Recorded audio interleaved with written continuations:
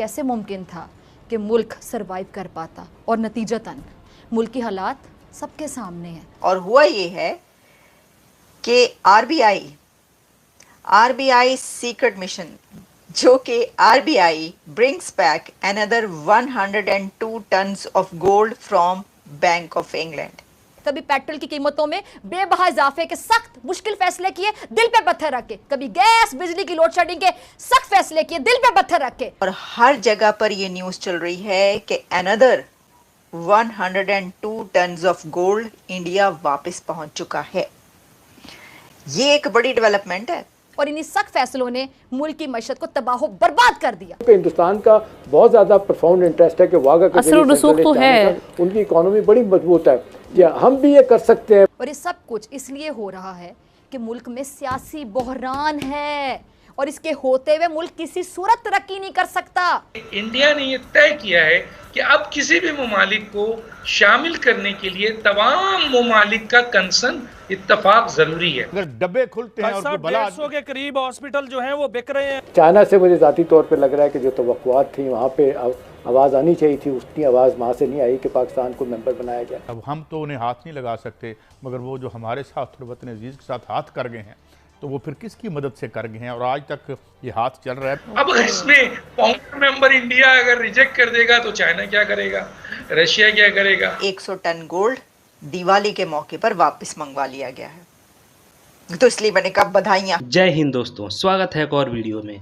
दोस्तों, धनतेरस पर reserve bank of India ने ब्रिटेन से 102 टन सोना भारत वापस शिफ्ट कर लिया है। सितंबर के अंत में आरबीआई के पास कुल 855 टन सोने का भंडार था। इसमें से 510.5 टन सोना देश में रखा गया है। रिजर्व बैंक की विदेशी मुद्रा भंडार के प्रबंधन पर जारी हालिया रिपोर्ट में इस बात का खुलासा हुआ है। भारतीय रिजर्व बैंक की ओर से सोना मंगाने का ये कदम रणनीति में बदलाव को दर्शाता है। बढ़ते भू राजनीतिक टेंशन के कारण भारत के केंद्रीय बैंक अपने विदेशों में रखे सोने को भारत लेकर आ रहे हैं ताकि गोल्ड सुरक्षित रहे। आरबीआई ने सितंबर 2022 के बाद से 214 टन सोना देश में लाया है। इससे पहले आरबीआई ने 31 मई को 100 टन सोना वापस भारत लाया था।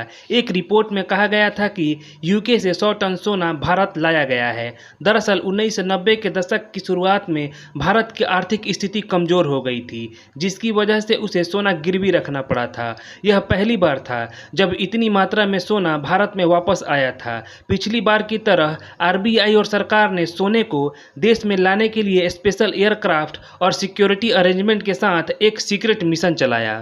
दोस्तों, कहा जा रहा है कि इंडिया जो है उसने तकरीबन 200 टन के करीब अपना जो गोल्ड स्टोर किया हुआ था बैंक ऑफ इंग्लैंड के अंदर, वो जो इंडिया का रिजर्व बैंक ऑफ इंडिया, वहाँ से उसने शिफ्ट किया है और अपने मुल्क लेके आया। इससे पहले सुनने में आया कि 100 टन ऑफ जो प्रीशियस मेटल था जो इंडिया का यूके में पड़ा हुआ था, वो भी इंडिया लेके आया। आपको पता है कि दुनिया के अंदर, you will be surprised and may be shock to know, कि जो दुनिया के अंदर कहा जाता है कि जो सबसे बड़े गोल्ड रिजर्व्स हैं वो इंडियन हाउस होल्ड्स हैं।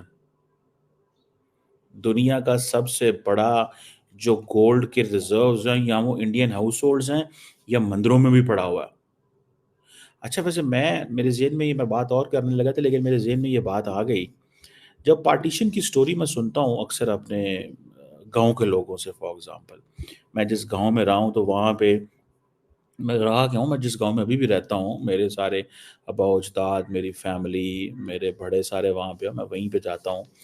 तो मैंने वहाँ पे ये स्टोरीज सुनी है, और हमारे ये पाकिस्तान में ये स्टोरीज कॉमन है कि जहाँ जहाँ से लोग, पाकिस्तान से लोग इंडिया माइग्रेट करके गए, ठीक है, लार्जली क्योंकि ये वो डिवाइड थी कि जी वो हिंदुस्तान बन गया है, ये पाकिस्तान है, मुसलमान यहाँ आ जाएं।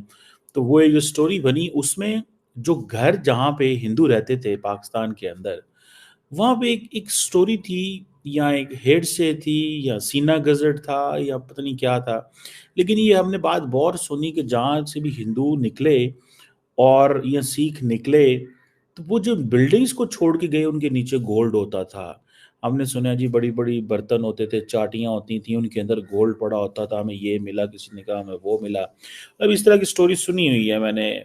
मेरे जहन में ये बात आ गई जब मैं ये आपको reserve bank of India and bank of England की ये स्टोरी सुनाने लगा हूँ।